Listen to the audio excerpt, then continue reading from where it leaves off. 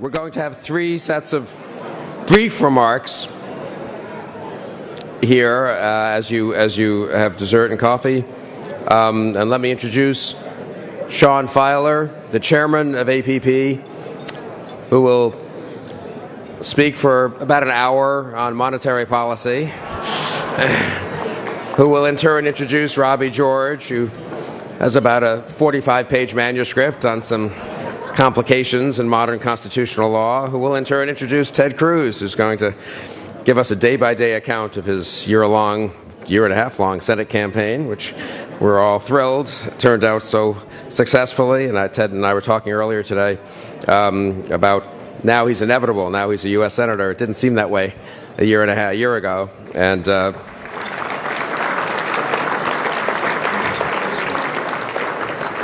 I'm not here to speak, but I will say one thing. I do think his campaign is a very good reminder of the limits of conventional wisdom as to what is possible or what is likely. Ronald Reagan, 50 years ago, 1966, 56 years ago, ran for having spoken on behalf of a losing presidential candidate very badly, someone who lost very badly, Barry Goldwater, in 1964. Ran for governor of California in a Republican primary against the mayor of San Francisco, who was then a Republican. It's a somewhat different state then. Mayor George Kristol, who was the overwhelming favorite in the primary. Reagan beat him, beat the governor of California, Pat Brown, in an upset. Was reelected, ran in 76 against Gerald Ford when everyone told him he didn't have a chance, almost won that, and of course won the presidency in 1980 and changed history. And I always think we all respect Reagan and talk about the Reagan presidency. One forgets what a risk taker he was in politics and how he didn't sort of, as many people today seem to me to do too much, calculate the odds and try to pick the right time and worry about, 2 years ahead where they'll be if they do this now. He just thought he had something to do useful he could do for the country, and he went out and did it, and in his case succeeded. And Ted had the same thought a year ago, that the citizens of Texas deserve better than the choices they were likely to get if he didn't intervene. And so he did. Let me introduce Sean, who will speak, briefly introduce Robbie, who will speak, who will introduce Ted, and then I'll conclude the thing. Sean Fieler is the chairman of the board of the American Principles Project. I've gotten to know him some over the years. He's really a wonderful person, I would say, and a very interesting thinker, a very successful businessman, someone who I think will play an increasing role in our public life. He should play an increasing role in our public life over the next years and even decades. Someone who understands economics and understands issues of principles and values, sort of a fairly rare, I'd say, combination. So it's really a pleasure and a privilege to introduce Sean Fieler.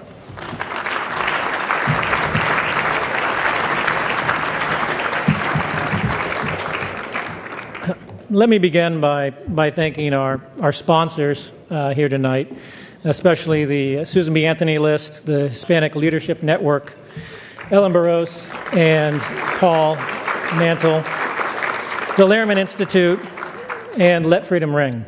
Thank you. Thank you all. I would also like to recognize Congressman Raul Labrador, Congressman Stephen King, and former U.S. Secretary of Commerce Carlos Gutierrez. Thank you. Thank you all for coming. Stephen, Congressman, and most importantly, Allegra Howe, who put this whole together for APP this evening. If she's there in the back, Allegra, thank you so much.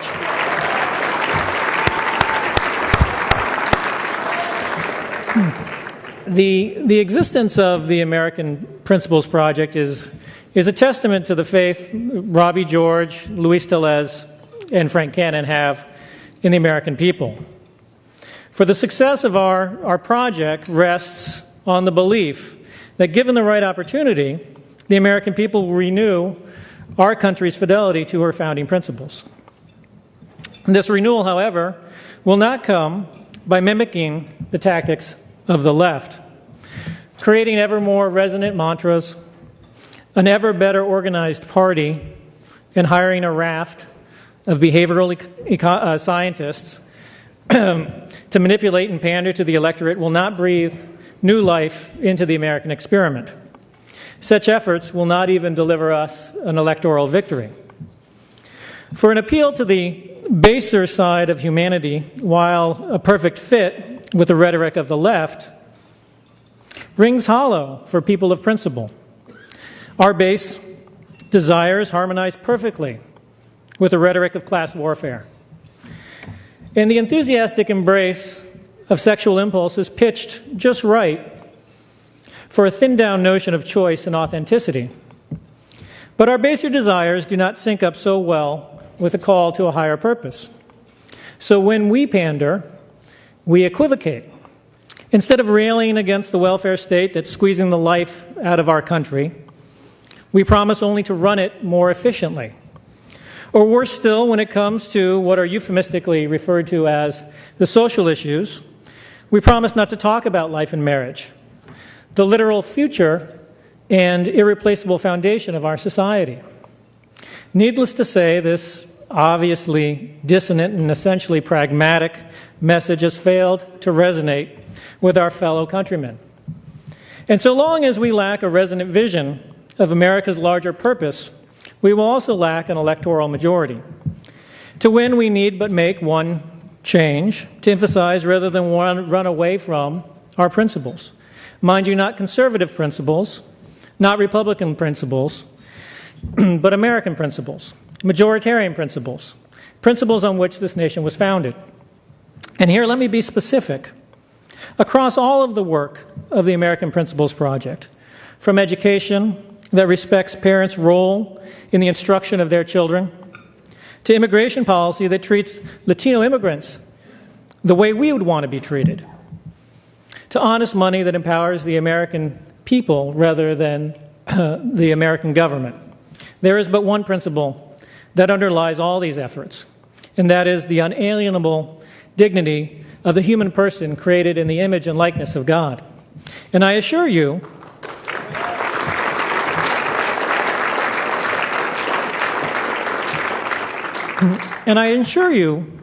our insistence on the human person as the end of a just society, rather than just a means of engendering an elite vision of progress, will garner support, not indifference, from the American people. And it is the perfect counter to the charge of extremism that the people of principle necessarily will face. Our project is not partisan.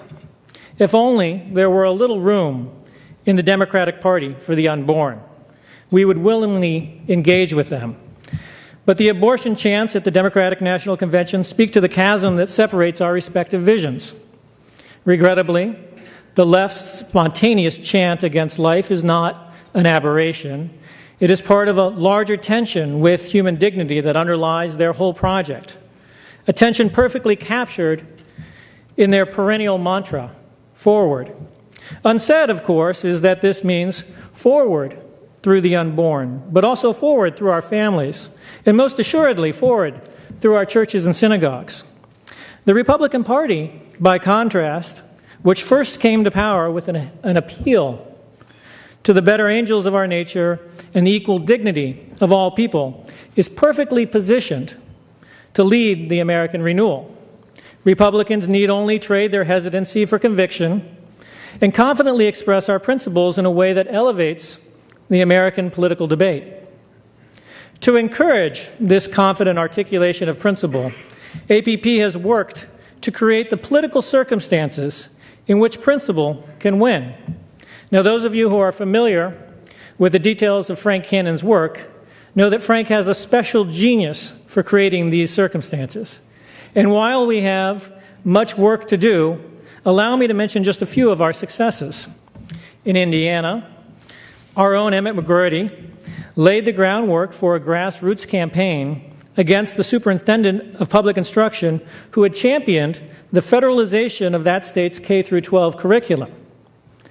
Not only is that superintendent, Tony Bennett, out of a job, but Governor Pence and the Republican-led Indiana Senate have made parental control over education a priority.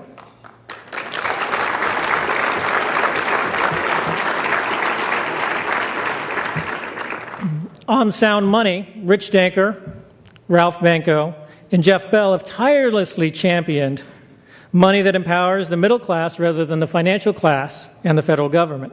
They have moved elite opinion and lent credibility to state-based legal tender legislation, which is now law in Utah. Alfonso Aguilar, head of our Latino partnership, hosts the weekly talk show host on Univision, promoting secure borders, immigration reform, and the values that we all share with the Latino community. Finally, on the central issues of life, marriage, and religious liberty, issues which Frank Cannon and Maggie Galler have a demonstrated political genius for, Robbie George has a demonstrated intellectual genius. It's hard for me to sum up exactly what Robbie George has meant to our cause or to me personally. He is so respected, so irreplaceable, and to so many aspects of the effort to bring America into fidelity with her founding principles. I think of him as the godfather of our movement. His unimpeachable honesty, his charisma, his depth of thought all lend enormous weight to his work. He's so good, in fact, that he's even earned the respect of many of our most hardened opponents. Harvard Law School, whose faculty you won't find sitting among you here tonight, has invited Robbie to teach there this semester. And Princeton University has honored Robbie with the McCormick Chair of Jurisprudence, formerly held by Woodrow Wilson. Robbie's talents have been recognized by Washington as well as the Academy. Under President Bush, Robbie served on the President's Council for Bioethics, and under President Clinton, Robbie served on the United States Commission on Civil Rights. He's the author of more than a dozen books, including Making Men Moral, In Defense of Natural Law, Clash of Orthodoxies, Embryo, and the forthcoming What is Marriage? Man and Woman, a Defense. Among his many honors are the Presidential Citizens Medal, the Bradley Prize for Intellectual and Civic Achievement, and the Teaching Award at Princeton in politics. Robbie is a serial intellectual and political entrepreneur. In addition to the American Principles Project, Robbie is the founder of the Madison Program at Princeton, the Witherspoon Institute, and a driving force behind the National Organization for Marriage and the Manhattan Declaration. We are all greatly indebted to Robbie George.